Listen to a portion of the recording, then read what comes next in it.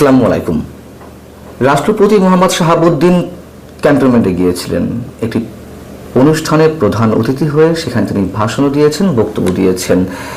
নিশ্চয়ই আমরা এটুকু বলতে পারি যে ক্যান্টনমেন্টে তার এই যাওয়া, সেখানে একটি অনুষ্ঠানে বক্তব্য দেওয়া, এটি এই মুহূর্তে অনেক দিক থেকে অনেক কিছু ইঙ্গিত করে। সে বিষয়ে যাচ্ছি, তার আগে এটুকু বলে রাখি যে রাষ্ট্রপতি শাহাবুদ্দিনের এই অনুষ্ঠানের বিষয়ে দেশের কোনো গণমাধ্যমে তেমন কোনো প্রকার খবর প্রচার করা হয়নি অথবা কাভারেজ দেওয়া হয়নি। শুধুমাত্র আন্তঃবাহিনী জনসংযোগ পরিদপ্তর ISPR থেকে পাঠানো একটি প্রেস রিলিজই প্রকাশ করা হয়েছে। এর বাইরে তেমন কিছু না।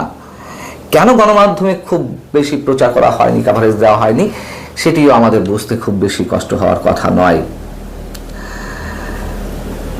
ইঙ্গিত দেয় তার এই যে ক্যান্টনমেন্টে যাওয়ার বিষয়টি। কেন বলছিলাম? তার কারণ হচ্ছে গত এক বছরের মধ্যে, প্রায় এক বছরের মধ্যে প্রকাশ্যে বলা যেতে পারে তাকে এই প্রথমবারের মধ্যে দেখা গেল। গত প্রায় 11 মাসের মধ্যেও তিনি ক্যান্টনমেন্টে প্রথমবারের জন্য গেলেন। গত 11 মাসের মধ্যে তার কণ্ঠ আমরা প্রকাশ্যে শুনলাম। ডক্টর মোহাম্মদ ইউনূস প্রধান উপদেষ্টা হিসেবে শপথ নেওয়ার পর অথবা অন্তর্বর্তী সরকার গঠনের পর তাকে প্রকাশ্যে কোথাও বক্তব্য দিতে দেখা যায়নি। শুধুমাত্র ওই দিনই 8 আগস্ট 2024 যখন ডক্টর মোহাম্মদ ইউনূসকে শপথ বাক্য পাঠ করানো হয়, সেই দিনই শেষ তার কণ্ঠ শোনার বিষয়টি বা বক্তব্য দেওয়ার বিষয়টি। এখন বিষয়টা হচ্ছে যে আমরা দেখেছিলাম তাকে শহীদ দিবস এবং বিজয় দিবসে শুধুমাত্র প্রকাশ্যে শহীদদের উদ্দেশ্যে শ্রদ্ধা জানাতে শহীদ মিনারে এবং স্মৃতিসৌধে। এর বাইরে আর তাকে দেখা যায়নি। তিনি কার্যত এক ধরনের গৃহবন্দী অবস্থাতেই আছেন, এরকম অনেকে বলেন। তিনি কোথায় গিয়েছিলেন? তিনি গিয়েছিলেন PGR, প্রেসিডেন্ট গার্ড রেজিমেন্টের প্রতিষ্ঠা বার্ষিকী অনুষ্ঠানে। PGR সম্বন্ধে অল্প একটু বলে রাখি, অনেকেই আমরা এই প্রতিষ্ঠান সম্পর্কে জানি না। এটি বঙ্গভবনে অবস্থিত, রাষ্ট্রপতির নির্বাহী অফিসের অ্যাটাচমেন্টে থাকে এবং প্রতিষ্ঠানটির সবচেয়ে যে মূল দায়িত্ব সেটি হচ্ছে রাষ্ট্রপতি ও তার পরিবারের সদস্যদের বিদেশ ভ্রমণ, চিকিৎসা সেবা, আতিথেয়তা পরিষেবা সহ বেশ কিছু গুরুত্বপূর্ণ কাজ তাদেরকে করতে হয়। এবং এই বাহিনীর প্রধান বা প্রতিষ্ঠানের প্রধান হচ্ছেন একজন মেজর জেনারেল পদমর্যাদার সামরিক কর্মকর্তা, যিনি রাষ্ট্রপতির সামরিক সচিব হিসেবে দায়িত্ব পালন করেন। এবং রাষ্ট্রপতির সামরিক সচিবের স্ট্যাটাস অথবা PGR এর প্রধানের স্ট্যাটাসটি হচ্ছে মার্কিন যুক্তরাষ্ট্রের হোয়াইট হাউসের সামরিক অফিসারের সমতুল্য। এখন PGR এর এই অনুষ্ঠানটি, প্রতিষ্ঠাবার্ষিকী অনুষ্ঠানটি সাধারণত 2 দিন হয়ে থাকে। অন্যান্য বছর 2 দিন হয়ে থাকে, এইবার 1 দিনই হলো। অন্যান্য বছর যে 2 দিন হয়ে থাকে তার 1 দিন প্রধান অতিথি হিসেবে উপস্থিত থাকেন রাষ্ট্রপতি, আর 1 দিন উপস্থিত থাকেন প্রধানমন্ত্রী অথবা প্রধান উপদেষ্টা। এবার কিন্তু সেটি হয়নি।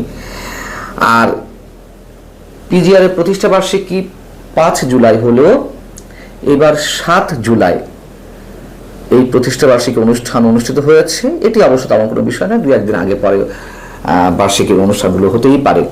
সেখানে 3 বাহিনীর প্রধান উপস্থিত ছিলেন। সেনাপ্রধান জেনারেল ওয়াকারুজ্জামান নিজে তাকে অভ্যর্থনা জানান, রাষ্ট্রপতিকে অভ্যর্থনা জানিয়েছেন। আর সেই অনুষ্ঠানে তিনি বক্তব্য দিয়েছেন বটে, ভাষণ দিয়েছেন, তবে খুব দীর্ঘ নয়, যতদূর জানি সংক্ষিপ্ত বক্তব্য দিয়েছেন। সেই বক্তব্যের মধ্যে 2টি বিষয় খুব গুরুত্বের সঙ্গে উল্লেখ করেছেন, যদিও ছোটভাবে। একটি হচ্ছে প্রেসিডেন্ট গার্ড রেজিমেন্ট PGR এর সদস্যদেরকে তাদের নেতৃত্বের প্রতি অনুগত থেকে তাদের উপর অর্পিত দায়িত্ব সুষ্ঠুভাবে পালনের নির্দেশ দিয়েছেন, যেগুলো বলতে হয় আর কি তাই। এবং PGR সদস্যদের নিষ্ঠা, শৃঙ্খলাবোধ ও পেশাগত দক্ষতার প্রশংসা করেছেন। আরেকটি কি, মুক্তিযুদ্ধে বীর শহীদদের প্রতি তিনি শ্রদ্ধাবনত চিত্তে শ্রদ্ধা জানিয়েছেন, তাদেরকে স্মরণ করেছেন। যখন মুক্তিযোদ্ধাদের বদলে অন্য অনেককে উঁচু করে দেখানোর একটি চেষ্টা চলছে, 71-এর স্থানে অন্য কোনো কিছুকে রিপ্লেস করার চেষ্টা করা হচ্ছে। 71-এর ইতিহাস, 71-এর স্মৃতিচিহ্ন, আমাদের মহান মুক্তিযুদ্ধের যে স্মারকগুলো, সেগুলো যে একের পর এক মুছে ফেলা হচ্ছে, ধ্বংস করে দেওয়া হচ্ছে, সেই মুহূর্তে শুধুমাত্র মুক্তিযুদ্ধের শহীদদের স্মরণ করা, এটি অন্তত আমার কাছে সিগনিফিক্যান্ট মেসেজ। আরো যা যা কিছু উল্লেখ করলাম এর মধ্য দিয়ে আপনারা মেসেজ খুঁজে নেওয়ার চেষ্টা করতে পারেন। রাষ্ট্রপতি মোহাম্মদ শাহাবুদ্দিন কার্যত অনেকখানি গৃহবন্দী, অনেকে বলেন এমনটা, তখন তাকে তো কোথাও দেখা যায়নি, এবং এমনকি প্রধান উপদেষ্টার সঙ্গে তার সাক্ষাৎ বা মুখ দেখা দেখিয়ে বন্ধ, এমন একটা অবস্থা। অর্থাৎ প্রধান উপদেষ্টা তার সঙ্গে সাক্ষাৎ করেন না বা দেখা করেন না, বা দুজনের মুখোমুখি হওয়াটা এখনো পর্যন্ত এমন হয়ে ওঠেনি। শুধুমাত্র শহীদ দিবস এবং বুদ্ধিজীবী দিবসে শ্রদ্ধা জ্ঞাপন করতে গেছেন, কিন্তু তাদের মধ্যে কথা হয়নি। আমাদের যে দীর্ঘদিনের প্রথা বা ঐতিহ্য, যে রাষ্ট্রীয় দিবসগুলোতে প্রধানমন্ত্রী বা প্রধান উপদেষ্টা এবং রাষ্ট্রপতি একসঙ্গে শ্রদ্ধা জ্ঞাপন করেন, অথবা পাশাপাশি সময়ে রাষ্ট্রপতি পরে প্রধানমন্ত্রী বা প্রধান উপদেষ্টা শ্রদ্ধা জ্ঞাপন করেন শহীদদের উদ্দেশ্যে, পরবর্তী তাদের মধ্যে কিছু কুশল বিনিময় হয়।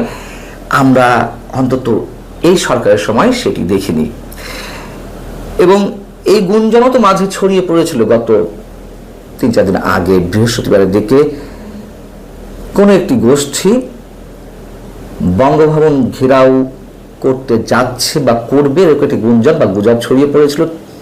বাইরের দেশে, মানে ঢাকার বাইরে থেকে নাকি অনেককে জড়ো করা হয়েছিল, এগুলো গুঞ্জন আকারে ছড়িয়েছে, এবং সেই জায়গা থেকে বঙ্গভবনের নিরাপত্তা জোরদার করা হয়েছে, এগুলো আমরা জানি। রাষ্ট্রপতির অপসারণ তো শুরু থেকে জানিয়ে আসছে বৈষম্যবিরোধী ছাত্র আন্দোলনের তারা, বা এখন যারা জাতীয় নাগরিক পার্টির নেতৃত্বে আছেন। বিএনপির সুকৌশলী রাজনীতির কারণে শুধুমাত্র সেটি ঠেকানো গেছে। পরবর্তীতে যদিও বিএনপি অনেক ধরনের ট্র্যাপে পড়েছেন, আমরা মন্তব্য করি প্রধান উপদেষ্টা বা সরকারের নানান ধরনের কৌশলের কাছে তাকে আত্মসমর্পণ করতে হয়েছে, এরকম অনেকে মন্তব্য করেন। যখন নির্বাচন নিয়ে দফায় দফায় যে ডেটগুলো দেওয়া হচ্ছে বা নানান ধরনের আলোচনা, কিন্তু বিএনপি অন্তত এই ক্ষেত্রে, দুটি ক্ষেত্রে যদি বরাবরই বলি, একটা হচ্ছে সংবিধান এখনো পর্যন্ত এক্সিস্টিং দেখার ক্ষেত্রে, আর একটি হচ্ছে রাষ্ট্রপতির অপসারণ না করার ক্ষেত্রে তাদের যে ভূমিকা, সেটা অবশ্যই কৌশলী এবং অবশ্যই প্রশংসার দাবি রাখে। তার কারণ রাষ্ট্রপতিকে অপসারণ করা হলে বিএনপি জানে যে তখন আর একটা সাংবিধানিক শূন্যতা তৈরি হবে, নির্বাচন নিয়ে যে টালবাহানা চলছে সেটি করতে সরকারের জন্য আরো সহজ হবে। শুধু নির্বাচন নয়, আরো অনেক কিছু ঘটতে পারে, যেটি এখন জুলাই প্রক্লেমেশনের কথা বলা হচ্ছে, যেই দাবিটা তারা ডিসেম্বরে করেছিল, পরে একটা পর্যায়ে যে সংবিধানের কথা বলছিলাম, সংবিধান ছুঁড়ে ফেলার কথা, সেটি ঠেকানো গেছে। এখন আবার নতুন করে সেই ঘোষণাপত্রের কথা দাবি জানানো হচ্ছে। নিশ্চয়ই জুলাই ঘোষণাপত্রকে কেন্দ্র করে সেটি দেওয়া হোক না হোক, অনেক কিছু আমাদের সামনে ঘটতে যাচ্ছে। তবে এই মুহূর্তে সেনানিবাসে